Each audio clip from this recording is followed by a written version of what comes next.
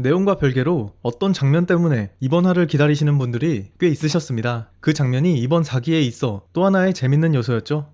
스바루가 루프를 하며 얻은 단서로 실마리를 찾아가는 그런 서스펜스 추리물의 요소가 리제로의 주장르라고 할 순 없지만 4기는 특히 전개적으로 그런 요소가 두드러집니다. 실제로 이번 화에서는 약간의 서술 트릭이 들어가 있어서 많은 분들이 헷갈려하는 부분이 존재하게 됩니다. 이번 화는 리제로의 모든 에피소드 중에서도 시청자가 받아들이는 미지의 정보량으로는 손에 꼽을 정도라고 생각이 됩니다. 예를 들어 리제로를 처음 볼 때 아무것도 모르는 상태에서 1기 1화를 보면 남게 되는 의문은 크게 주인공의 능력, 적의 목적, 히로인의 이름입니다. 이는 전부 다음 화에 풀리게 되죠. 하지만 이번 9화는 이 장면은 무엇을 의미하는지, 왜 다들 죽어있는지, 에밀리아와 베티는 어디에 있는 건지, 검은 무언가는 왜 나타난 건지, 발코니에서 스바루의 뒤에 서 있던 건 누구인지, 메일리와의 이야기는 무엇인지, 마지막은 어떻게 된 것인지 꽤 많은 부분이 떡밥으로 계속 이어집니다. 물론 이번 화에서가 아닌 뒤로 갈수록 전부 풀려지겠지만 마찬가지로 같이 하나씩 정리하면서 가는 것이 좋아 보입니다. 원인 모를 연속적인 죽음에 탑을 나가기로 결심한 스바루. 어떤 미련이 남는지 한번 뒤돌아봅니다. 스바루의 눈앞에는 정말 사막이 있었습니다. 의심함기에 빠졌던 스바루가 처음으로 진실을 확인할 수 있던 순간이죠. 그 다음은 샤올라와 파트라슈는 믿을 수 있다 입니다. 스바루는 사망 회기로 돌아간 이후로 무엇이 진실인지 믿을 수 없었지만 밖이 사막이라는 정보는 진실이었습니다. 지금의 스바루에게는 무엇보다 자신을 속이지 않는 것들이 중요합니다. 스바루는 어쩐지 한번 뒤돌아보는데 에밀리아나 베티같이 스바루에게 악의가 없을 인물들을 자신을 죽였던 살인자 곁에 두고 간다고 생각하면 약간의 망설임이 생길 수 있겠습니다. 하지만 이때의 스바루는 그런 생각을 내버릴 만큼 정신적으로 몰려있는 상태였습니다. 살인청부업자인 메일리를 여정에 동행시킨 이유가 있었죠. 원래 마수들이 끊임없이 몰려오는 곳이 아우구리아 사구입니다. 갑자기 날아온 하얀 빛에 간신히 목숨을 유지하고 낙담해 있는 스바루. 하얀 빛이라고 한다면 샤울라의 헬즈 스나이프일 텐데 지난화에서 샤울라는 살인기계가 되었을 것이라 여겨졌지만 어찌된 일인지 도움을 받았습니다. 여기서 나츠키 스바루, 기억을 잃기 전 스바루를 현재의 자신과 구분지어 부르고 있는데 이는 4기에 와서 주요한 몇 가지 요소 중 하나입니다. 원래라면 나츠키 스바루가 있어야 했을 자리에 자신이 존재하여 절망적인 상황을 여러 번 겪다 보니 이전 나츠키 스바루에 대한 의문은 점점 더 강해집니다. 원작에서는 이때 지면이 붕괴된 이유를 모래지렁이의 이동으로 지면이 약해진 것이라 설명하고 있습니다. 스바루는 그렇게 모래바다에 갇혀 지하로 끌려 내려갑니다. 이 장면은 지금까지 자신에게 닥친 위협으로부터 필사적인 스바루가 그럼에도 절대 벗어날 수 없다는 무력함을 잘 표현한 장면이었습니다. 자신도 모르게 이 세계로 소환되어 죽음에 내몰려지고 주위의 도움도 받을 수 없고 누구도 믿을 수 없는 상황에서 무력하게 죽음을 맞이할 수밖에 없는 현실이 현재의 상황이었습니다. 이번 화에서 진행되는 내용도 탈출하고자 했던 탑에 원치 않게 돌아가는 진행이었고 정보를 캐내 생존수단을 찾으려는 그를 비웃듯 사구의 지하, 일행의 시체들, 검은 그림자, 기억의 공백 등 스바루의 의지와 상관없이 상황을 혼란스럽게 하는 미지의 요소들이 점점 늘어납니다. 지하로 간 이후 빠르게 지나가는 장면 속에서 흔히 테스트 카드라고 불리는 화면 조정용 컬러바가 쓰이게 됩니다. 판타지 세계인 리제로에서 현실의 물건인 텔레비전과 관련된 이 장면은 스바루가 처한 상황과 맞물려 어딘가 동떨어져 있고 어쩌면 기묘한 느낌까지 받게 되는데 이 연출은 이번 화의 처음과 끝 총 2번 쓰이므로 뒤에서 같이 다뤄보겠습니다. 처음에 스바루는 갈림길에서 알고 있던 지식에 근거해 오른쪽을 선택하는 경향이 있었습니다. 때문에 기억을 잃은 스바루는 자연스럽게 문 쪽으로 나아갔고 진행 과정에서 스바루는 쏟아진 물이 모래에 스며들듯 서서히 진한 도끼가 스바루에게 스며들게 됩니다. 지난번과 같이 세 번째 문도 열면서 잘 나아가다 어느 순간 막히게 됩니다. 아직 문과 관련된 떡밥이 이번 화에서도 상세히 드러난 게 없기 때문에 관련된 부분이 풀리는 것은 좀 더 기다려봐야 하겠습니다.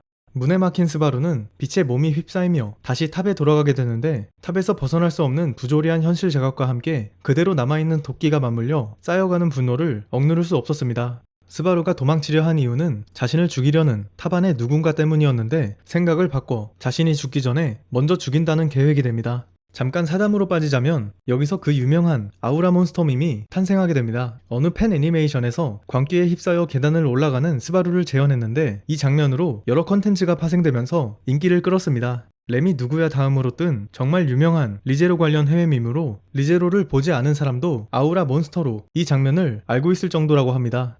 다시 돌아와서 스바루는 모두를 죽일 생각으로 가득했습니다. 이때 스바루의 목소리는 정말 광기라고밖에 생각할 수 없었죠. 사리에 빠져 달려나가지만 눈앞에 펼쳐진 예상 밖의 전개는 그런 스바루도 당황케 했습니다. 쓰러져 있는 샤울라의 시체는 참혹하게 잘려져 있었습니다. 살면서 시체를 처음 본 스바루는 머리까지 잘려 있었기에 충격은 상당했습니다. 샤올라를 불쌍히 여길 마음은 추호도 없이 다음 범인 색출에 나섭니다. 그러다 본 것은 램이 없는 휠체어에서 등 뒤에 구멍이 뚫려 죽어있는 람, 온몸에 상처를 입고 죽어있는 율리우스와 뒤에 쓰러져 죽어있는 메일리, 마지막으로 계단에서 몸이 반으로 잘려 떨어진 듯한 에키도리의 시체가 있었습니다. 그렇다면 시체가 없는 에밀리아나 베티 둘 중 하나가 범인인 것이었습니다. 스바루는 말없이 따라오는 파트라슈를 찌르고 찔리고도 고요한 눈으로 스바루를 응시할 뿐인 파트라슈.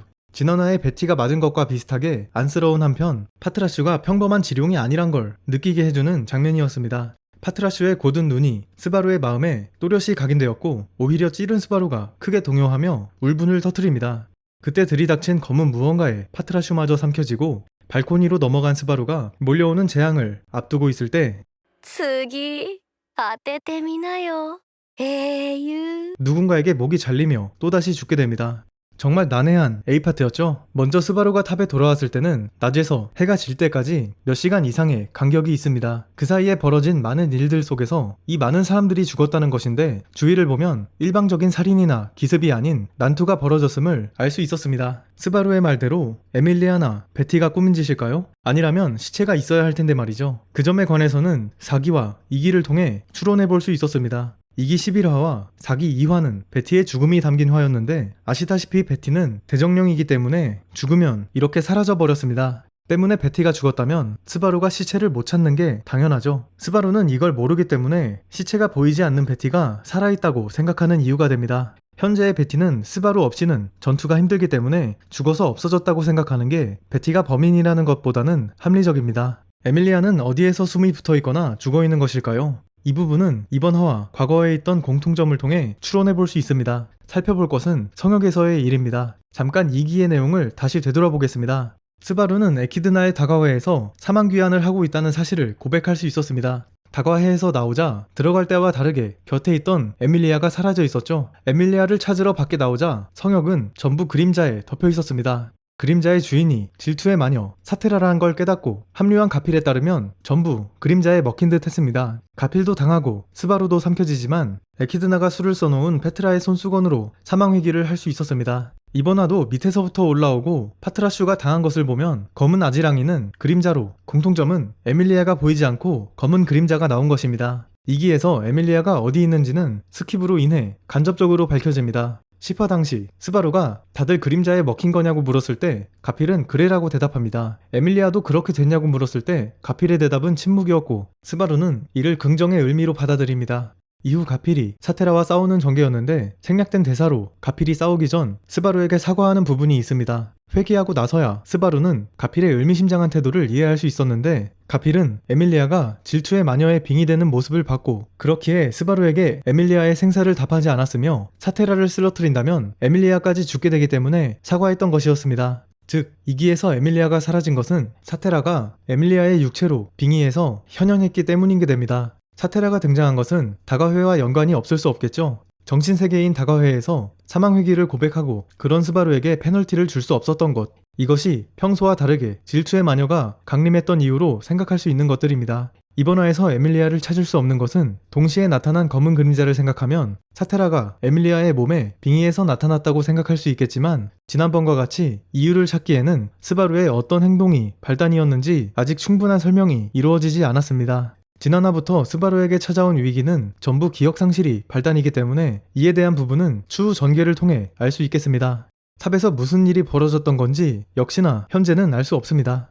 발코니에서 최후를 앞둔 스바루 뒤에 살아있는 누군가의 기척이 느껴졌고 휠체어에 있어야 했던 그녀의 모습이 보여졌습니다. 실루엣에 맞게 크레딧에 적힌 목소리 배역도 확실히 램의 성우였으며 램의 등장은 놀랄만한 장면이었습니다. 램이지만 평소 말투와 다른 악의가 담긴 말투였는데 현재 스바루의 기억엔 램의 목소리가 없기에 평범하게 말했어도 그녀인 줄 모릅니다. 영웅은 램과 스바루 둘 사이에 특별한 의미가 담긴 단어죠. 이때의 램은 대체 무엇이었던 건지 명확하지 않은 A파트의 마지막이었습니다. 돌아온 뒤 도끼는 사라졌지만 여전히 믿을 수 있는 자는 적었고 목숨을 바치면서까지 스바루를 지켰던 파트라슈에게 무한한 신뢰가 생겼습니다. 직접 파트라슈의 행동이 놀라웠던 점은 발코니로 가는 비밀 통로를 이미 알고 있었다는 점입니다. 현자의 탑에 처음 와서 비밀 통로를 알고 있는 사람은 우연히 흰새를 통해 온 셋뿐이었죠. 파트라슈의 의외의 면모가 많이 드러났던 지난 루프였습니다. 이번 루프의 스바루는 기억을 잃지 않은 척합니다. 다른 행동을 하는 건 1기 로즈월 저택에서의 해결 과정과 유사한데 역시 소환 직후 스바루답게 비슷한 길을 걷는 모습입니다. 스바루와 다르게 푹 잔 샤올라, 옛날 꿈을 꿨다고 하는데 여기서 어머니라는 사람이 언급됩니다. 좋았던 시절인 것 같은 과거의 이야기 속 어머니라는 사람이 누군지는 현재 원작에서도 밝혀지지 않았습니다. 단서를 찾기 위해 여러 가지를 실행하는 스바루는 의심쩍은 율리우스의 반응에 어제의 일을 떠봅니다. 여기서 스바루가 대체할 수 있던 이유는 샤올라가 호위하고 있기 때문이었죠. 스바루가 샤올라를 신뢰할 수 있던 건 순순히 따를 것 같다는 것과 처음 목격한 시체가 샤올라라는 것도 있겠지만 가해자보다는 피해자가 더 어울렸던 처참한 시체의 모습이었습니다.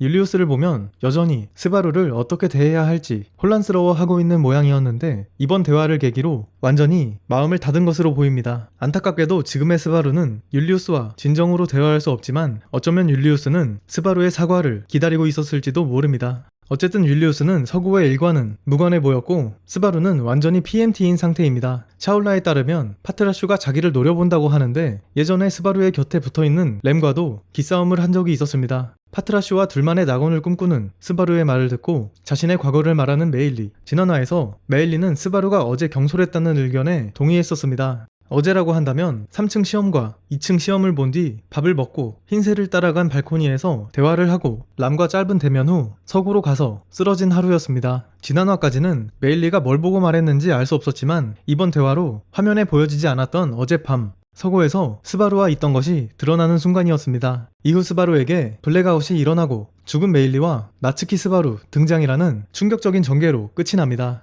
순간 기억을 잃은 스바루의 손에 남은 수많은 저항은과 목에 손자국이 남아있는 메일리의 시체, 팔에 새겨져 있는 나츠키 스바루 등장까지 정말 어떻게 돌아가는 건지 혼란이 배가 되는 전개였습니다. 우선 이번 화의 타이틀은 자네였습니다. 일본어로 자네는 두 가지 뜻을 지니고 있는데 하나는 산산이 부서지고 남은 조각, 다른 하나는 살해되어 유기된 시체입니다. B파트의 메일리를 포함하여 앞선 장면에서도 시체가 정말 많이 나왔었는데 말 그대로 탑의 참혹한 상황을 나타내기도 하면서 또 하나는 현재 기억을 잃은 스바루를 나타내는 뜻이기도 합니다. 기억을 잃은 스바루와 원래의 나츠키 스바루, 현재의 스바루는 스바루로서 있어야 할 중요한 기억이 비어있는데 이를 표현하는 단어로 쓰이면서 중의적인 의미의 제목이었습니다. 앞선 지하의 장면처럼 화면 조정이 이루어지는 연출이 있었습니다. 이 화면은 두 차례 전부 스바루가 의식을 잃었다가 깨어나면서 쓰입니다. 항상 일어나면 스바루가 모르는 상황이 벌어져 있는데 순간적으로 지나가는 필름을 보면 스바루가 놓인 상황과 연관이 있는 장면들이었습니다. 메일리가 고통스러워하는 게 담겨 있었고 지하에서는 곰들이 다가오는 장면이었습니다. 스바루의 기억이 끊긴 사이 메일리는 죽었고 수많은 저항은은 범인이 스바루라고 말하고 있습니다. 지하에서는 스바루를 주위로 토막난 곰들은 원래 살아있었는데 어째선지 시체가 되었습니다. 스바루의 손에 피가 묻어 있었던 건 단순히 시체 위로 떨어지면서 묻은 거라 여겨졌지만 메일리의 장면에서 스바루에게 있던 상처들을 생각해보면 스바루가 죽였을 가능성도 생겨나게 됩니다. 스바루는 그럴 힘도 그럴 이유도 없을 테지만 두 상황은 어째선지 전부 스바루를 가리켰고 분명 무언가가 스바루의 의지와 상관없이 궁지에 몰리게 하고 있었죠. 여기서 그 무언가의 흔적이 마지막에 등장한 팔의 낙서입니다. 나츠키 스바루 등장이라는 것은 1기에서 스바루가 글자를 배우다 종이에 적은 문구였습니다. 단순히 종이에 적는 것 외에 낙서를 새기는 것은 보통 흔적을 남기고 싶어하는 감정의 표출인데 스바루도 유명 스팟인 플리겔의 거목에 낙서를 하고자 한 적이 있었습니다. 나츠키 스바루 등장이라는 것은 나무에나 적는 것이지 본인의 몸에 적을 게 아니기에 상당히 기이한 장면이었죠. 낙서에 나츠키 스바루라는 존재가 현재의 내가 아니라면 누구일지 알아가는 것도 앞으로의 중요한 포인트가 되겠습니다. TV의 개념을 연출로 사용한 것 또한 나츠키 스바루 떡밥의 연장선상으로 볼 수 있습니다. TV라는 것은 인물에 초점을 두게 되면 화면 안의 인물과 그걸 지켜보는 화면 밖의 인물이 동시에 존재하게 되는 의미를 가지게 됩니다. 이번 화에서는 기억을 잃은 나츠키 스바루와 그 사이 벌어진 일을 아는 무언가의 존재가 있었습니다. 상기 장면의 완전한 이해는 지금보다는 이야기가 진행되면서 차차 풀어나갈 것으로 보입니다. 정말 정신없는 화였는데 또 그만큼 엄청 흥미롭기도 했습니다. 스산한 부금과 함께 진행된 후반 전개는 예상을 뛰어넘었기에 소름이 돋기도 했습니다. 전체적으로 리제로만의 광기가 잘 느껴진 화였네요. 이상으로 9화 리뷰를 마치며 시청해주셔서 감사합니다.